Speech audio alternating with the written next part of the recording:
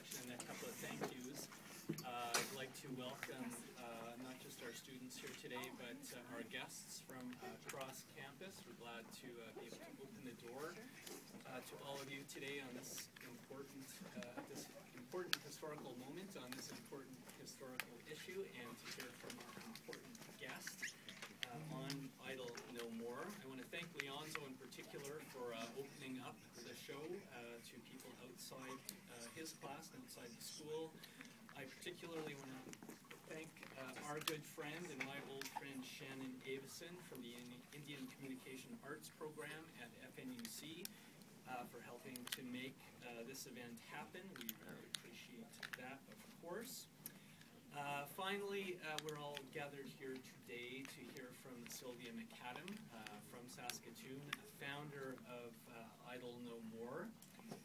She, I think, needs no introduction to this crowd, which is why you're all here, and you've all come here this morning to hear from her, not me. So I will turn it over to Sylvia. And Sylvia, I guess if you want to talk standing up or sitting down, it's your call. So welcome everyone, and thanks for coming.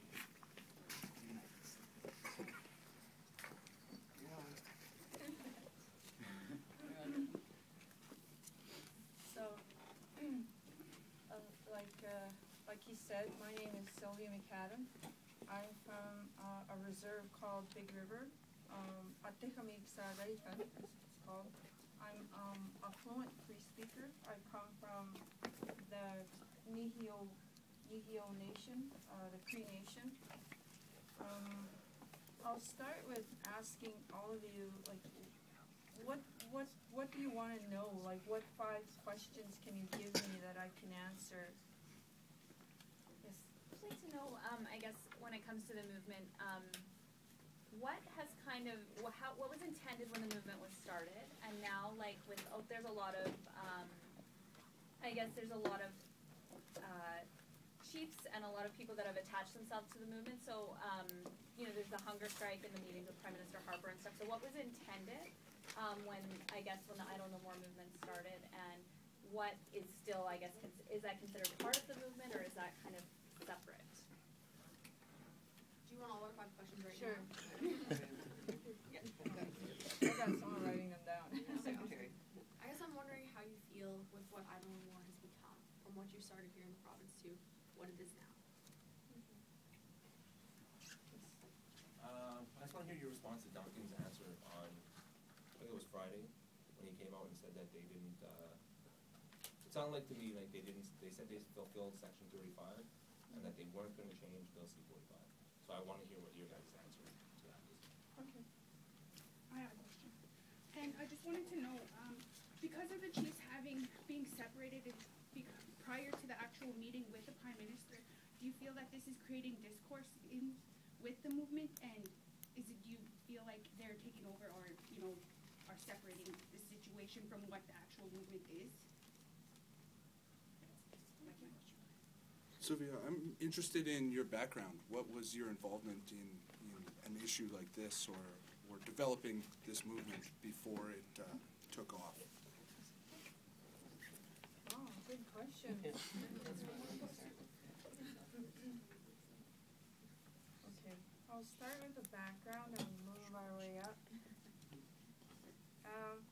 I have a law degree, and I have a bachelor's of human justice. I have 7 children. I grew up on the reserve.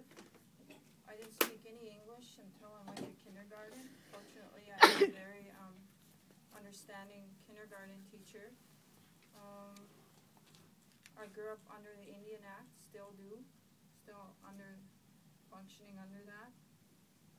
I think all of you, when Canada talks about democracy and equality, it excludes Indigenous people. And I think all of you need to understand that. That's very critical. In fact, I would highly recommend that all of you take an Indigenous Studies class sooner, before you even begin to go further into your studies. Because there are things there that you need to learn as journalists give you that edge as the language is, journalism language, right? To give you that edge. There are still stories that haven't been covered by journalists. And I'll share a story here with you, and I'll leave that with you.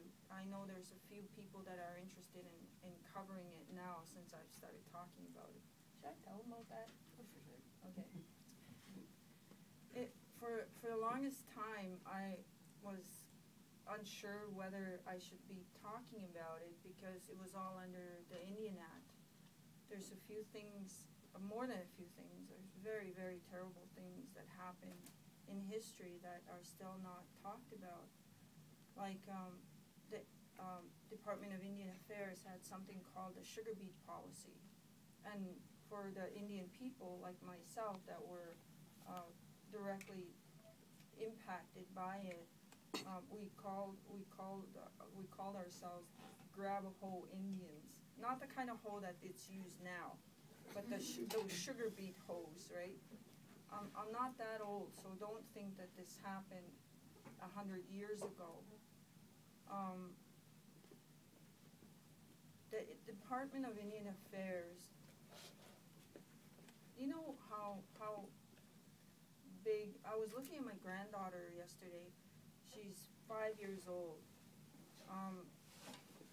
I started, she's small, she's not very big, hey? 5-year-old is about this big. I should have brought those pictures. Anyway, we were put to work in the sugar beet fields when all of us, I have like 13 brothers and sisters. All of us are put to work in Alberta in the sugar beet fields when we were about 5 years old. So, and it's all under the Indian Act. And I think that's how come I have trouble with my hands now. It's because it's all day. If any of you, do you know anything about sugar beets? No?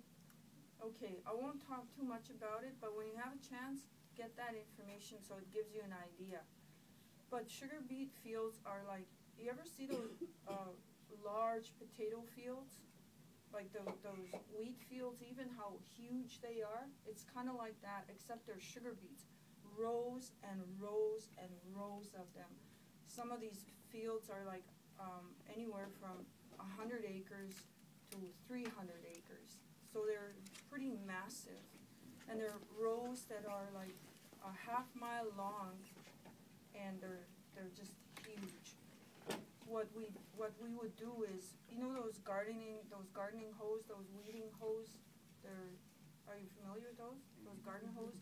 We would use those, and from approximately 8 in the morning till 10 at night we worked, where we would be hoeing those sugar beet fields.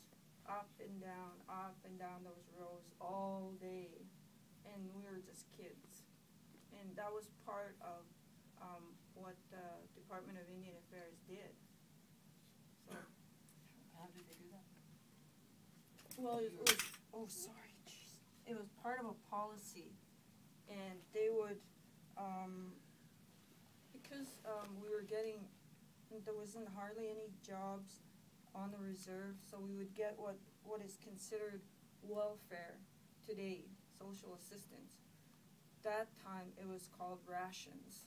We were given rations. And my dad tried to provide for us as best as he could, but at the end of April, every year at the end of April, the Indian agent would tell us that he was cutting off those rations and that we would have to leave. The whole reserve would shut down, and we would all would be forced to leave. And I've never had a full year of school. Never a full year. We were gone from the end of April until the fall of September. So, while everyone else was like all the other kids that were going to school, we were working. So that's the kind of stories that are not out there. All right, so those are the kind of stories that I think for your group to go look for. And part of that is talking to Indigenous people, because there's a lot more. There's a lot more that hasn't been covered, hasn't been sought out. And that's where, how come, when you ask me how I Don't Know More came to be, that's part of that. Because of the, how should I put it? I couldn't take the injustice anymore.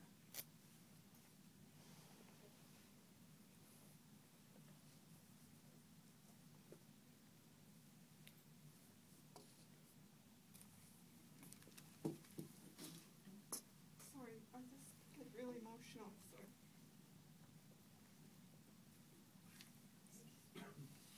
Okay, I'll be okay.